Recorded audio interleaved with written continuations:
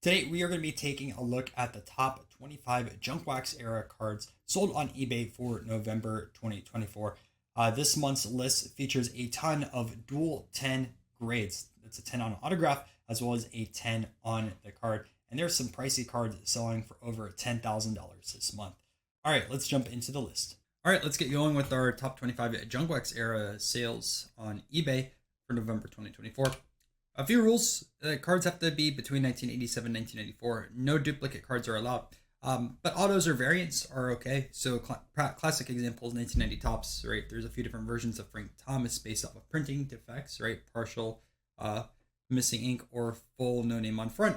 And also you could technically get those autographed. So a few different variants that could be happening in these type of videos. Also graded or raw cards are okay.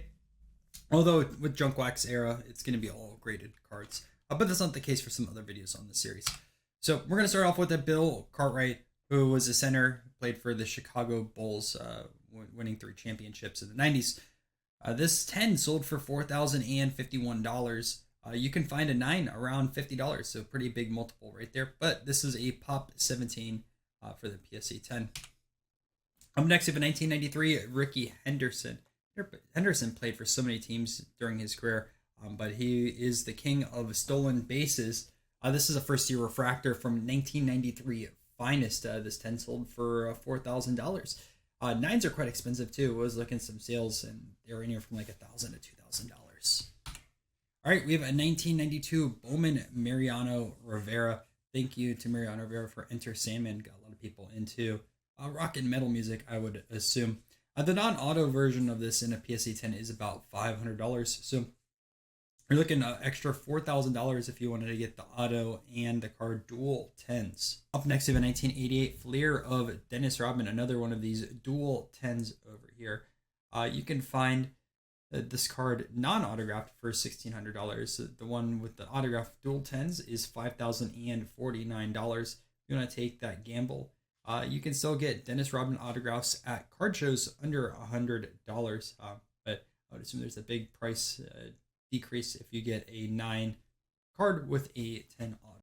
Up next, we have a 1991 Hoops Michael Jordan. This just got graded and authentic. The autograph, you can tell, is streaky, right? Like you can see the not full right there, not full right over here. I don't grade autographs that often, so I would assume that'd be like a 7 of an autograph, maybe an 8. Let me know down below. But either way, this one sold for $5,250. Another Michael Jordan. This is a 1989 starting lineup. This 10 is a pop of 30, sold for $5,299, which is a pretty big jump off of the PSA 9, which sells for about $700. 1988 Bo Jackson, another one of these dual 10s card and also the autograph. You can find the non-auto 10 for about $1,200. This copy right here sold for $5,400. 1988 Fleer number 120 Michael Jordan All-Star. This one sold for $5,500. It's a 384 in the PSA 10 grade. A PSA 9 you can find around $300. Jumping into the 17th spot, Greg Ballard. And this PSA 9 or this PSA 10 sold for $5,775. The PSA 9 is still quite expensive, $450. There is going to be only 15 PSA 10s of this card that exist. In the number 16 spot, we have a 1993 Scoring Kings. I always thought this was a pretty cool card with the lightning in the background. These tend to be a little bit tougher to get in nicer shape. This BGS 9.5 is sold for $6,600. Another BGS 9.5, 1993 SP of Derek Jeter. This copy sold for $7,000. Very prone to scratches. The back typically gets some chipping, even if it is pack pulled. So pretty impressive grade on that side of things. This one has corners of 9, a 10 for centering, and then 9.5 for edges as well as the surface. Chuck Person, 1987 Fleer stickers, and this one sold for $7,000. So there's only 10 10s out there, and a PSA 9, huge drop off, $150. We have a 1987 Kareem sticker. PSA 9 is typically 75 to 125 bucks. There's 15 tens of this out there, also sold for $7,000. We have a 1992 Stadium Club Michael Jordan Beam Team members only. The members only were not pack inserted. It was part of the box. This one sold for $8,000. There's 69 PSA 10s out there, with a PSA 9 still commanding a pretty hefty premium at $865. 1989 Bowman Tiffany Ken Griffey Jr. in a PSA 10 super old cert. There's 157 PSA 10s out there. This card, PSA 9 is about $1,100. This copy in a 10 sold for $9,500. We'll say super liquid card. We've owned 2 of these in 9s before, and they sold very fast.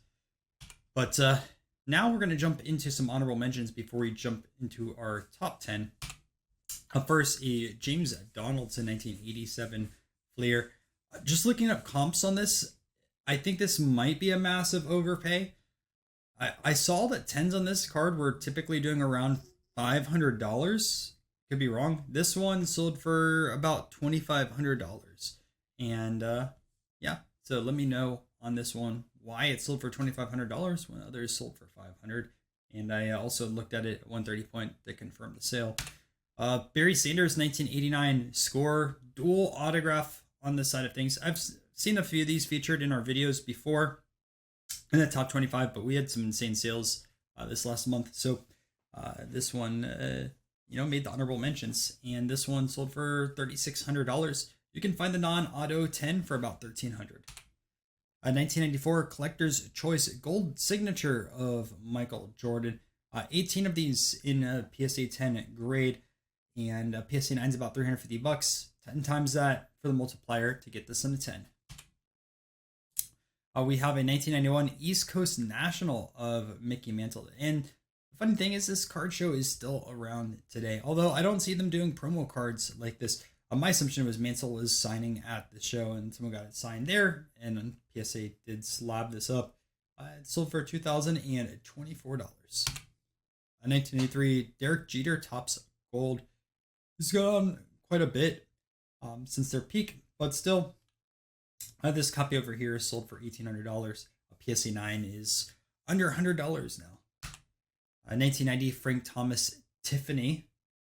This is a pop 108 in PSA 10 grade. A PSA 9 is still about $300. The sold price on this one is $2,600. All right, so we are going to jump into our top 10 now.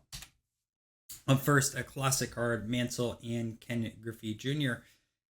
Some of these were signed after they were pulled from the pack. There's 3 versions of this. You could find the pack, one with just a Mantle auto, one with the Griffey auto, and then one with both. This copy over here sold for $9,510. In the number 9 spot, 1989 Fleer Michael Jordan autograph.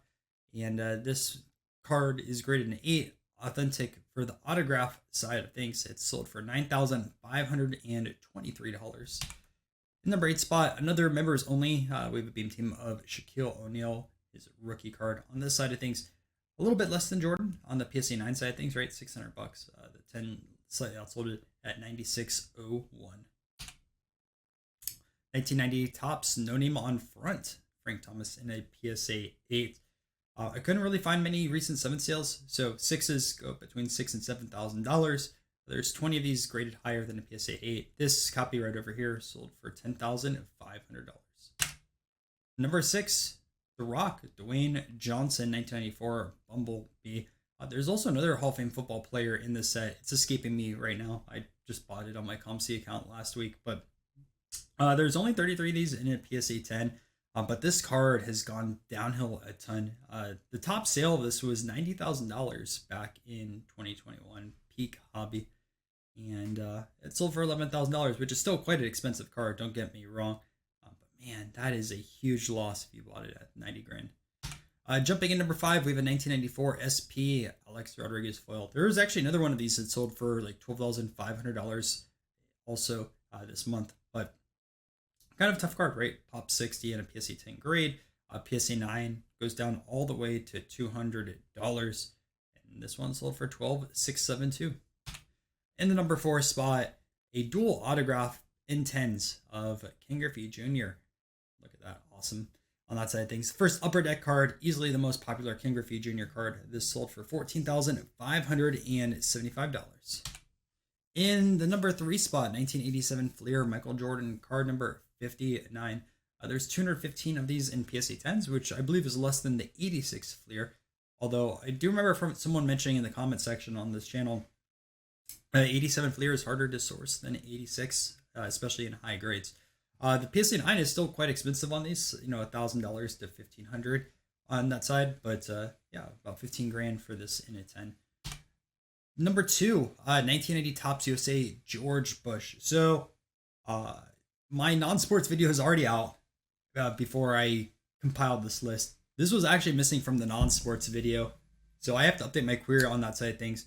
But should this card be only the Junkwax era, or should this also be technically on the non-sports side of things? I think it should also go to the non-sports video. There's going to occasionally be some cards that overlap, but I don't know. This is like a mixture between a baseball and a non-sports card. It's kind of a weird twist because George Bush is a president, which would fall under non-sports, but it's, a baseball set. Well, not really a baseball set, but a baseball image of George Bush. I believe these were actually just handed out. I think there's also a Tiffany version, technically, or like a glossy version. So I've heard there's 2 different versions of this card. Like there's the normal matte finish, and there's also a glossy version. I can't remember the story between both of those, but regardless, this probably should have made my non-sports video, but this one sold for $15,000. And number 1 is 1987 O-Pee-Chee of Barry Bonds. One of Bonds' toughest cards to gem. There's only 39 PSA 10s out there. 9 sold as $500. If you're not familiar with the O-Pee-Chee brand, these were distributed in Canada. They have baseball cards dating all the way back into the 1930s. So that's it for the Junkwax top sales in November. Hope you guys enjoyed this video. I'm going to put last month's on the screen right now if you want to check that out.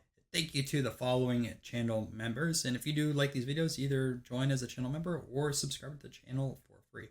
All right, I will catch you guys next month.